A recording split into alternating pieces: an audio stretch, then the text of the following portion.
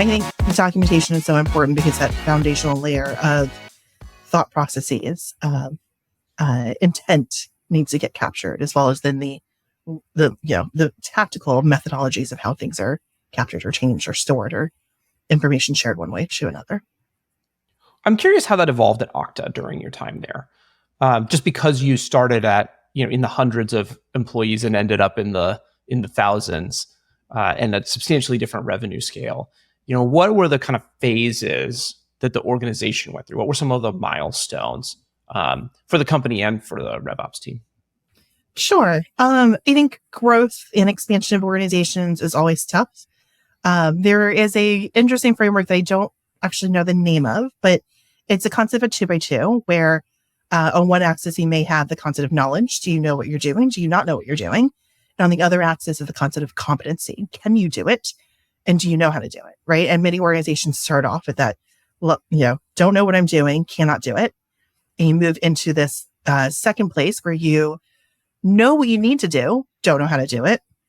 And you develop the skill sets and the processes and the infrastructure to go do that thing, right? So you know what you need to do and you can do it.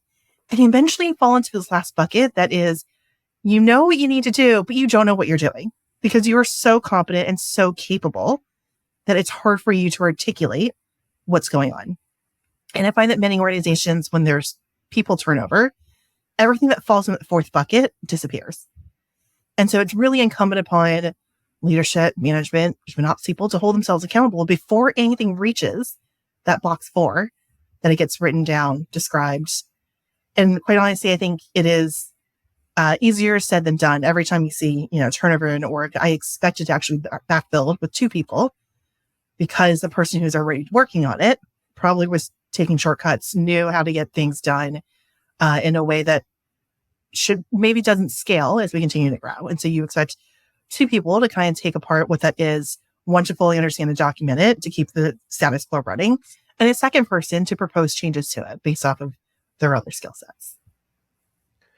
You're touching on something I think is really interesting, because I was curious about the milestones of the business and the team, thinking that the direction you would go would be more like around the number of reps and like the places where the processes break. But it sounds like the milestones can be measured in some way just by personnel on the team and who's coming through. And one of the things that I've observed is just that when a new leader comes in particular, they might have a new way of doing things. They might want to replace some software, right? There's a lot of change that they might bring on because they believe it's necessary, but also to some degree to make their mark, right?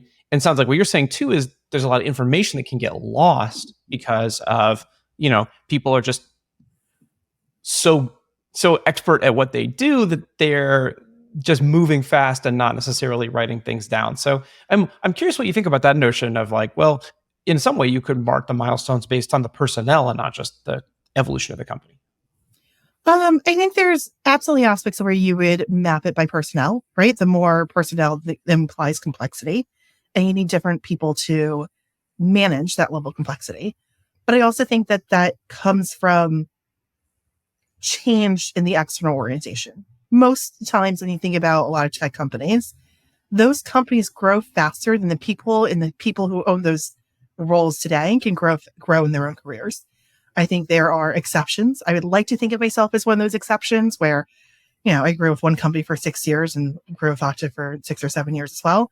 But I think so much of it is being humble and understanding what is happening around you, accepting that change. And I think of it still as when you set those base layers in the Maslow's hierarchy of infrastructure and process, someone needs to maintain it. And as you bring on more salespeople or more marketers or more success people, you're likely going through the conversation of segmentation, right? Or different job functions. You might be thinking about demand gen separately than you would field marketing or account-based marketing, or you might think about your online revenue different from your sales-led revenue. And those become complexities that one person who's managing the infrastructure now has this whole other set of infrastructure to understand as well. And I think those bifurcations tend to be less number of people in seat, so much as the strategy of the company and the business. When one wins out to prove itself to be useful through the, to process, through defining processes and understanding what's doing well, what's not working well through your analytics and planning, you go back and make those bifurcations to create that complexity. And often it will come with hiring additional people. But I think that leading factor is really changes in the way the company wants to grow and the direction it wants to go.